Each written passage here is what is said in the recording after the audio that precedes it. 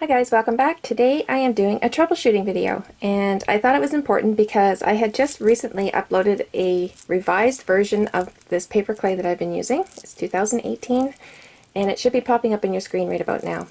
I was very happy with that video and I thought it turned out really well. The only thing is I should have added a couple of troubleshooting tips, and I didn't even think of it until today because since that video I've actually made 5 batches of this stuff because I'm doing a rather large project. And each batch turned out a little bit different than the other. Once you start using the clay, you'll see that too, that it turns out a little bit different each time. Okay, so one of the batches was so sticky after I had finished mixing it that it was like peanut butter, sticking to me like peanut butter.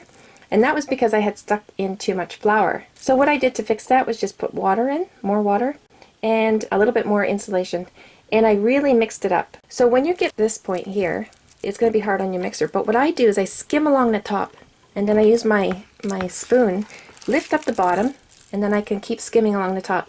And I mix and mix and mix and mix. It's real important to mix this clay. It turns out better the longer you mix it. So remember that this original recipe is from Scott Stahl, and he used a drill with an industrial mixer.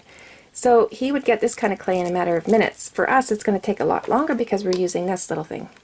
Okay, so the more you mix it, the better it's going to turn out. Every time you stick in a handful of insulation, mix it really well.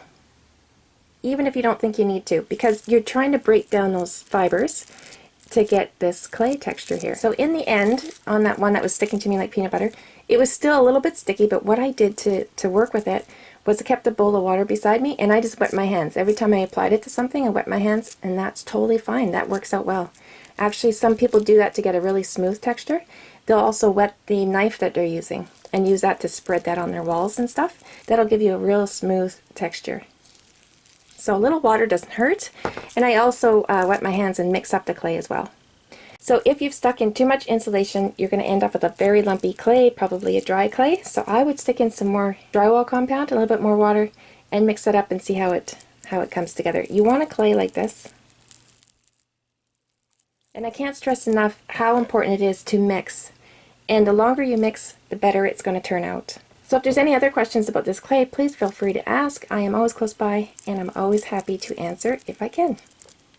Thanks so much for watching. See you soon.